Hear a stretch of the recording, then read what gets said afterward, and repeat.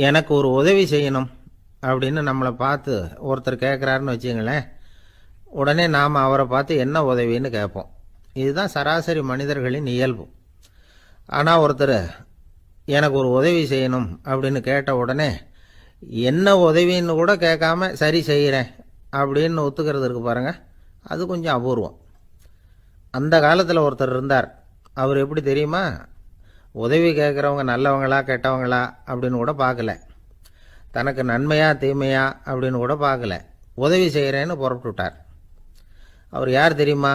அவர் தான் நல சக்கரவர்த்தி. அவர் மாதிரி நாமும் உதவி கேட்குறவங்களுக்கு உடனே உதவி செய்கிறதுக்கு தயாராக இருக்கணும் அப்படின்னு சொன்னார் ஒரு ஆன்மீக பேச்சாளர். நல சரித்திரத்தை அவர் சொல்லிக்கிட்டு இருந்தார்.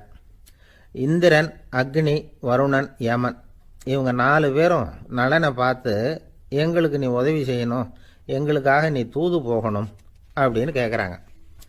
யாருக்கிட்ட தூது போகணும், என்ன காரியத்துக்காக போகணும் அப்படின்னு கேட்கணும்ல. நலன் அப்படி கேட்கவே இல்லை, உடனே சரின்னு ஒத்துக்கிறான். அதுக்கப்புறம் அவங்க விவரம் சொல்கிறாங்க, என்ன உதவி, யாருக்கிட்ட தூது போகணும் அப்படிங்கிற விவரத்தை சொல்கிறாங்க.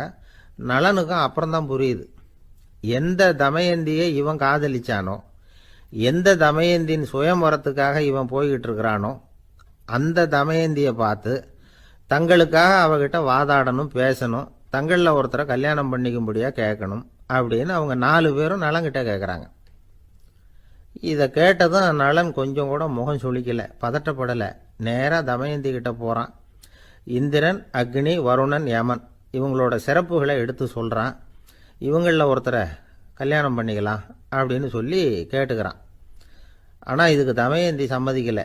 சுயம்வரம் நடக்குது, அவள் நலனை தேர்ந்தெடுக்கிறாள். அந்த 4 பேரும் நலனுக்கு நிறைய வரங்கள்லாம் கொடுக்குறாங்க. அதுக்கப்புறம் இப்படி போகுது கதை. இதில் நாம் கவனிக்க வேண்டியது என்னென்னா, உதவின்னு கேட்ட உடனே என்ன உதவின்னு கேட்காம சரி செய்கிறேன்னு சொன்னான் பாருங்க, அதை கொஞ்சம் சிந்திக்கணும். செய்கிறேன்னு ஒத்துக்கிட்டதுக்கு அப்புறம் அது என்ன உதவின்னு தெரிஞ்சும் முகம் சுளிக்காமல் அதை செஞ்சான் பாருங்க, அதையும் கொஞ்சம் சிந்திக்கணும்.